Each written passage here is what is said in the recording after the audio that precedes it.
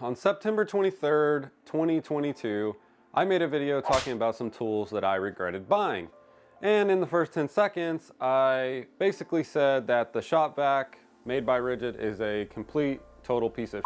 Now, I don't fully know if I regret those words, but oh boy, did you all have something to say about it.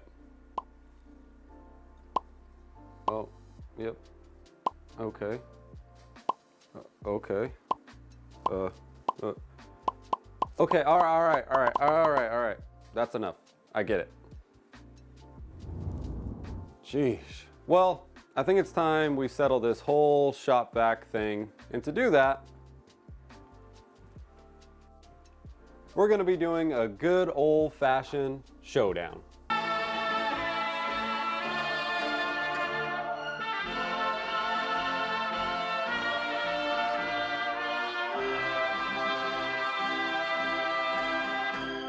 Before I get too far into this video, I want to say I am not a scientist. Oh, really?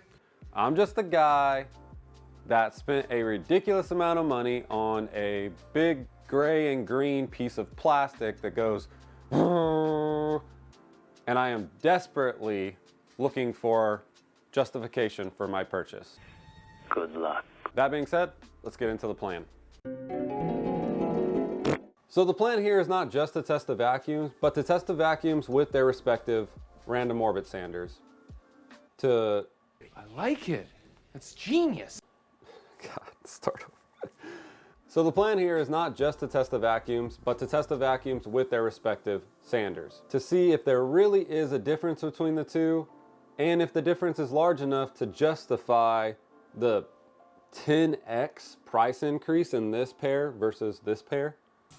Don't count on it. Oh. For the actual test, I'll be using this 3S Cherry. On one side, I'll use the Ridgid combo, and on the other side, I'll use the Festool combo. I'll be using the 3M 710W hook and loop on both sanders. So what I'll do is I'll mark each side of the Cherry with a pencil and sand until all the pencil marks are gone. While sanding the piece, I'll be using the Dylos DC 1100 Pro air quality monitor.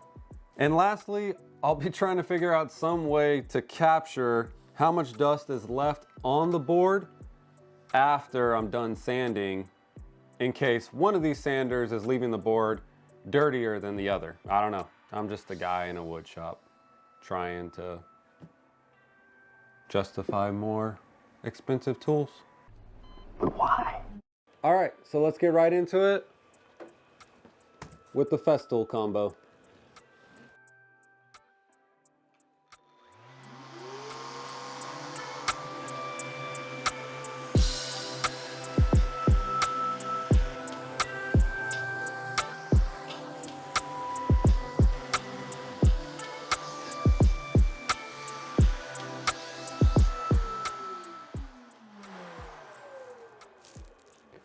All right, all the pencil marks are gone.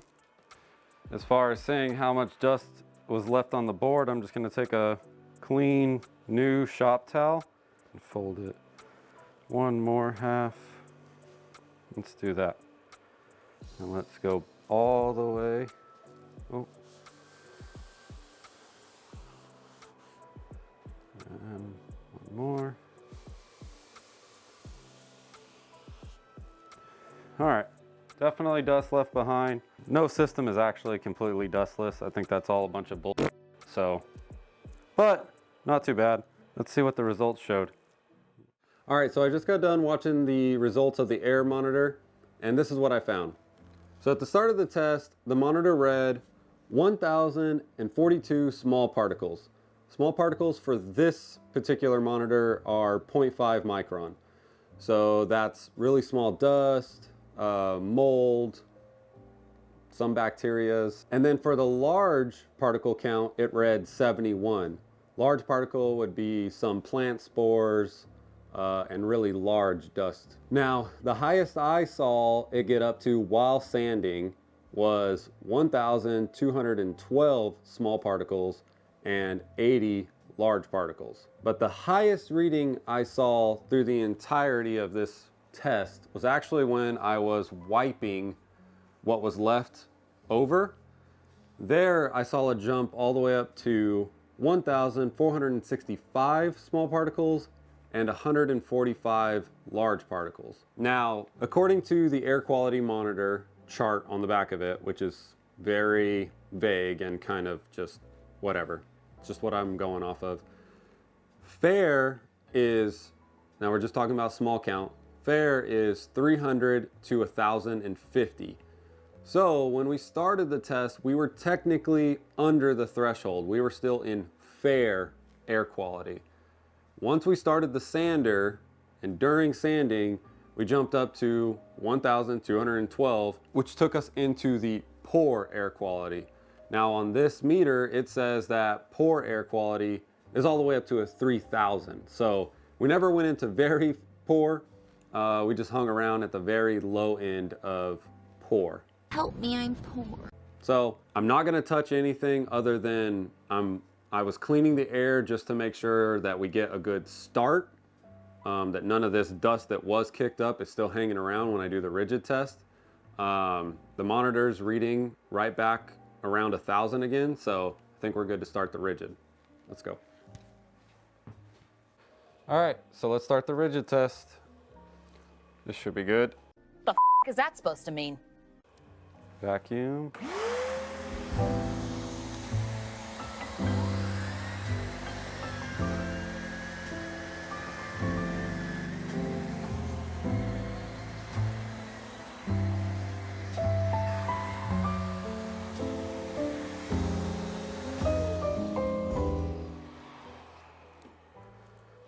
All right, let's get a paper towel. Do the same thing, fold up the paper towel in half. All right, let's wipe this thing.